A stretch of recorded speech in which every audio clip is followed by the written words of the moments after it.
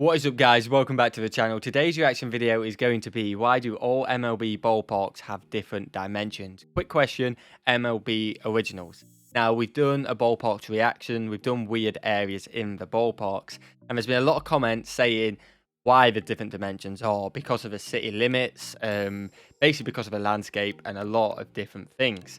Now, I did an MLB Originals the other day for the baseball pitching. It was awesome. I learned so much. Something I didn't really expect going into it, and this has popped up, another MLB original, and I thought I kind of know the reasons, but it's going to be awesome to check this video out. It was well produced in the last one, so why not do it as a reaction video, and for sure find out why all ballparks have different dimensions. And if you guys want to throw the same comments in again, happy days. If you want to throw new ones in, I'm open for learning. So this is going to hopefully clear everything up.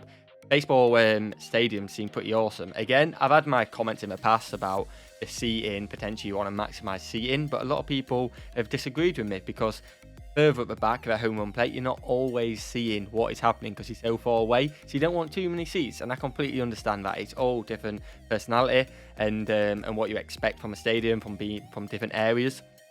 But we're not going to get into that today. If you want to check out my baseball reaction, just search BZ MLB stadiums and it will pop up. And I react to all of them. My first glimpse of every stadium and what I think of it. This is going to be why do all parks have different dimensions, and we're going to learn today. Let's get straight into it, if you can say that, because again, I keep getting pulled up on saying let's get straight into it when I'm a minute in. But I'm going to keep saying it anyway because it's something I say and it's just second nature to me, to be honest with you. So let's get straight into this one, guys. Let's find out. This is the shape of a football field.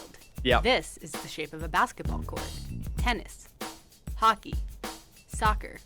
But what is the shape of a baseball field? The answer is not as simple as you think. So, quick question. Why do ballparks have different dimensions? That's why we're here. Beautiful stadium set. When baseball first started to be played, it was in the country. It was in a park-like environment. There was no requirement that you have an outfield wall. Okay.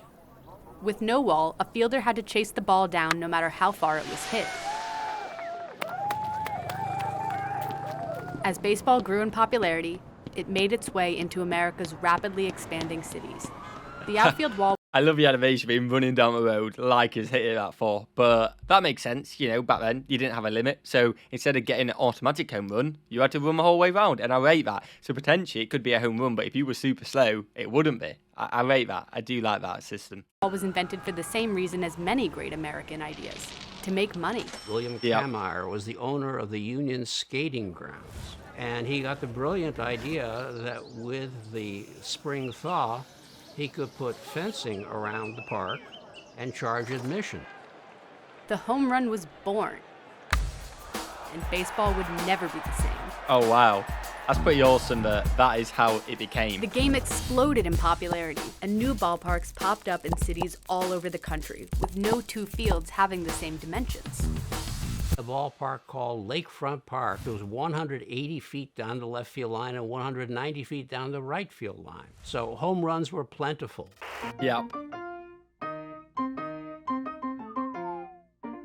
The league recognized this as a huge problem. So, in 1884, they mandated a 250-foot minimum down the foul line. Okay, so a big difference. The era of hastily improvised ballparks would come to a fiery end. In 1894, ballparks were still wooden structures. There was a terrible fire in the middle of a ball game between Boston and Baltimore. Oh, that's awful, man. Thankfully, all the players and fans made it out safe. But Boston's South End ground... Well, that's good news at the end. It's awful that the fire was there, but everyone came out safe. That's awesome. But then I suppose you've got to then rethink the strategy there, because you can't be in a wooden stadium where potential fire is going to happen with that many people in the stadium. You just can't be. So that's obviously where the redesigns come in. Grounds were completely destroyed. And out of the ashes rose one of baseball's greatest treasures, Fenway Park. Okay. Boston needed a more permanent and less flammable home. Yep. They found a spot in the middle of a busy neighborhood, sandwiched between Lansdowne Street and Jersey Street. The new ballpark would have to squeeze into the admittedly odd dimensions. Wow. Fenway Park is like an emerald, its jagged walls rising from the tide of perfectly manicured grass, the border of its playing field jutting in and out to create what many have described as a jigsaw puzzle effect. penned in by a used car lot in left field. Wow. They built the outfield wall 37 feet high to stop home runs from damaging the merchandise. I rate that. This legendary feature became known as the Green Monster. The right field wall was only 5 feet high, but it was really far. Fair Nobody enough. hit the ball out to right field. Right field was off in another Wow. territory, which was one of the reasons why Babe Ruth was glad to leave Fenway.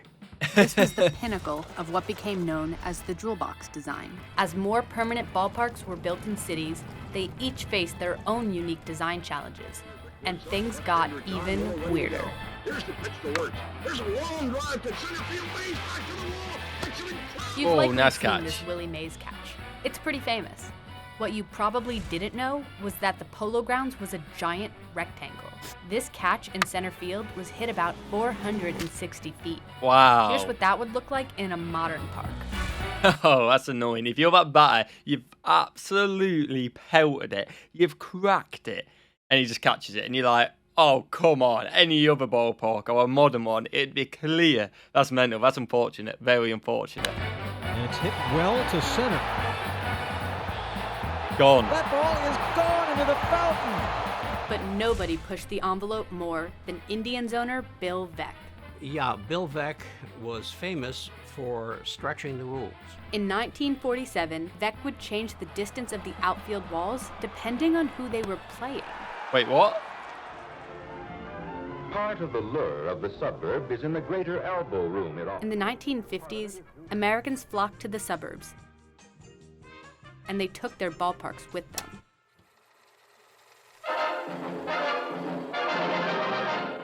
The all-weather domed stadium, a multi-sports center, is just about ready. No rained-out ball games on baseball's newest and perhaps greatest stage. That seems pretty awesome. No rain. I like it. The Astros didn't have that stage to themselves. They had to share it with the Houston Oilers. Oh, wow. A pretty wrecked field, I imagine. You get no rain to call it off, but the field's going to be pretty wrecked. Across the country, many of the old jewel box ballparks and their quirky dimensions were replaced with state-of-the-art multi-use stadiums. Okay. The Kingdome in Seattle. Downtown Cincinnati. Veterans Stadium. St. Louis, Busch Stadium. Atlanta, Georgia. The concrete donut multi-use stadium has been referred to also as the concrete ashtray, which is a metaphor I prefer. Because they were designed to be suited to two sports, they were suited for neither. Yeah. There are only That makes so many sense. ways a baseball and football field can fit on top of each other. Before long, field dimensions became pretty uniform. All the quirky dimensions and weird signature features, gone. A certain flavor was lost. That all changed on opening day 1992. Okay. Oh.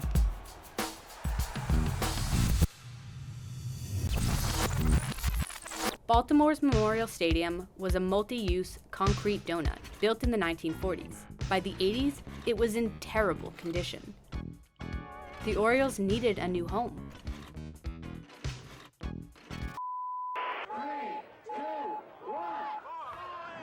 Oh my god. Wow. What a way to start a new home with a bit of demolition. The job of designing a new stadium fell to Janet Marie Smith and Orioles president Larry Lucchino. Initially, the state of Maryland assumed that it would be a multi-purpose stadium because they had two teams, but by the time they had the funding available, the Colts are gone. Okay. That's a single Camden use. Yards would be a baseball-only ballpark. Baltimore's downtown core was experiencing a renaissance. It only made sense to put the ballpark there. We wanted Camden Yards to be a place that felt familiar but gave you something to talk about, just as I you like might that. bring grandmother's pictures and put them on the wall or something. HOK Sport, who were the architects for this, just so fully embraced this idea that we could take the older ballparks and we could give them a new vocabulary. Janet's design for Camden blended the quirkiness of old stadiums with the amenities of a modern ballpark. That's pretty cool.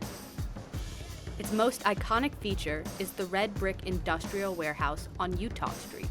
Instead of erasing this link to the past, Janet turned the warehouse into the team's front office.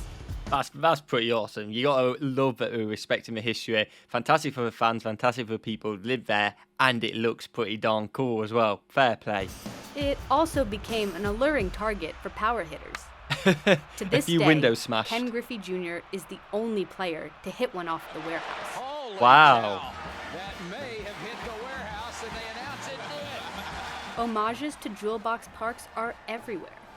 The analog clock above the scoreboard, the stacked bullpens, and most importantly, the shape of the outfield walls. Multi-use ballparks had rounded outfield walls. They were ashtrays, remember? Camden Yards became the first stadium since Ebbets Field in 1913 to have only straight outfield walls. Wow. Quirky outfield dimensions were back.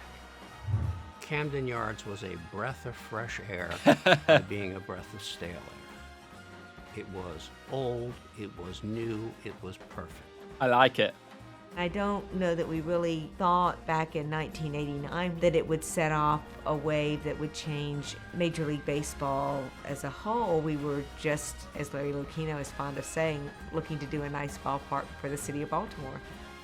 Retro ballparks swept the country, and today, no two parks have the same dimensions. This is awesome. I That's love of course that. what makes baseball special is it's the building it plays in is very different and is thought of very differently than most sports fans think of the home where their team plays. Definitely. Each embraces its own quirky footprint, bringing the charm back to the game. Awesome. That is the end of the video. I really enjoyed that. These MLB original quick questions are really insightful and really enjoy. Hopefully you guys have learned something new as well, why the ballpark dimensions are different. If you didn't know, I imagine you guys have probably told me in the comments by now already as well. If you've enjoyed this video, please hit that like button and hit that subscribe button as well, you absolute legends. And I will see you in the next one. Peace.